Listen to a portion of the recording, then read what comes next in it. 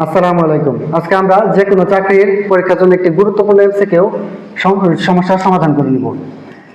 এখানে দেওয়া আছে square root of 28 plus square root of 7, এই দুটাকে যোগফল আকারে লিখতে হবে।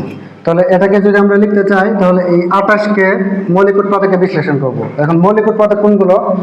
মৌলিক সংখ্যাগুলো হলো 2,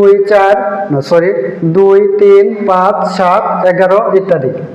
তাহলে এই মৌলিক সংখ্যাগুলোর গুণফল আকারে প্রকাশ করাই হলো মৌলিক উৎপাদকে বিশ্লেষণ করা।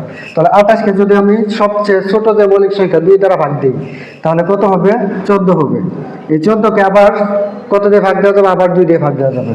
তাহলে 14কে 2 দিয়ে ভাগ দিলে কত হয়? 7। 7কে আর ভাঙানো যায় না, অর্থাৎ 7 নিজে একটি মৌলিক সংখ্যা।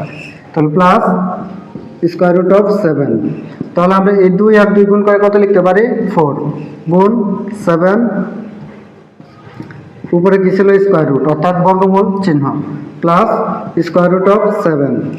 তাহলে এই 4কে যদি আমরা বাইরে আনি তাহলে কি হবে? Square root of 4 plus square root, এভাবে লেখা, একে এভাবে লেখা যায়, প্লাস স্কোয়ার রুট অফ 7।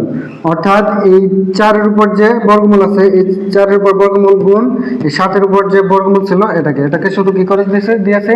আলাদা করে দিয়েছি, আর এই স্কোয়ার রুট অফ 7 আছে। তাহলে এটা দ্বারা কি বোঝাইতেছে? এটা দ্বারা বোঝাইতেছে 4-এর বর্গমূল। তাহলে 4-এর বর্গমূল কত? 2।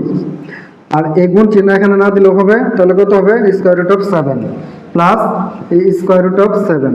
এখানে আছে 2টা স্কোয়ার রুট অফ 7 আর এখানে আছে একটা স্কোয়ার রুট অফ 7। তাহলে 2টা আর একটা কয়টা হয়? 3টা। তাহলে 3 স্কোয়ার রুট অফ 7। এখন চাকরির পরীক্ষায় এটা একটা অপশন থাকতে পারে, আর একটা অপশন থাকতে পারে এই 3কে যদি আমরা স্কোয়ার রুটের ভিতরে নিয়ে যাই তাহলে কি হবে? 3কে যদি আমরা রুটের ভিতরে নিয়ে যাই তাহলে কত হবে? 9 হবে, কারণ 3-এর বর্গ সংখ্যা হলো 9। এই 9কে যদি আমরা বর্গমূল করি, অর্থাৎ এর উপর যদি রুট দিই তাহলে কত পাবো? 3 পাবো। 3 3 9।